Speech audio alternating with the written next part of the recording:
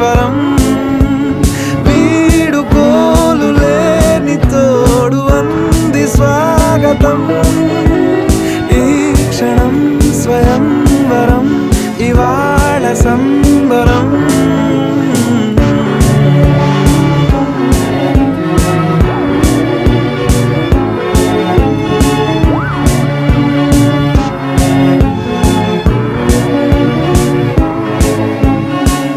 ఇవాళ నింగిలోని తారా